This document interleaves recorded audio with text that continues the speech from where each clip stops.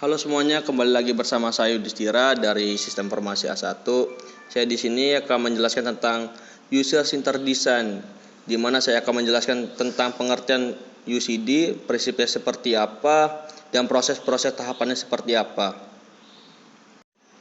Jadi UCD itu atau lebih dikenal dengan User Centered Design merupakan suatu metode dalam perancangan desain yang berfokus pada kebutuhan user. Dengan sistem informasi, UCD merupakan bagian dari SDLC atau System Development Life Cycle, yang dimana desain aplikasi yang dikembangkan melalui UCD akan dioptimalkan dan berfokus kepada kebutuhan end user. Jadi, prinsip dalam UCD digunakan sebagai panduan dalam menjalankan UCD. Yang pertama adalah mengerti user dengan jelas dalam pekerjaan yang dilakukan dan juga lingkungan di mana user itu berada. Yang kedua, desain dibuat dengan berdasarkan evaluasi yang dilakukan pada setiap iterasi. Ketiga, mengutamakan pengalaman dan penggunaannya. Keempat, melibatkan klien dalam pembuatan dan perancangan desain. Di dalam proses UCD tersebut, menuntut staf desainer untuk memadukan unsur investigatif, misalkan survei maupun interview, dan juga unsur generatif, misalnya brainstorming, untuk memberikan kebutuhan si user tersebut. Di dalam proses UCD berupa literasi, yaitu pengulangan dan evaluasi yang dilakukan pada setiap proses sebelum melanjutkan ke proses selanjutnya.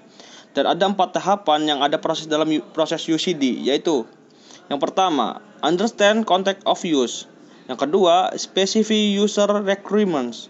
Yang ketiga, design solution. Dan yang keempat, evaluation against requirements. Yang dimaksud understand context of use itu adalah perancang sistem harus mengerti konteks kegunaan dari penggunaan sistem tersebut. Yang kedua, specific user requirements. Perancang mengerti konteks penggunaan dari aplikasi, maka dapat berlanjut ke proses selanjutnya, yaitu menentukan kebutuhan si user tersebut. Yang ketiga, design solution. Merancang solusi dari user tersebut, yang dimana menjelaskan pada proses sebelumnya. Proses ini akan melewati beberapa tahapan, mulai dari konsep kasar, prototype, hingga desain lengkapnya. Yang keempat, evaluation against requirements.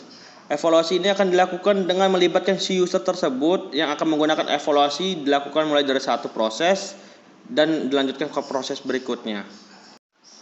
Mungkin itu saja yang saya dapat sampaikan materi hari ini. Kurang lebihnya mohon dimaafkan. Wabillahi taufiq walhidayah. Wassalamualaikum warahmatullahi wabarakatuh.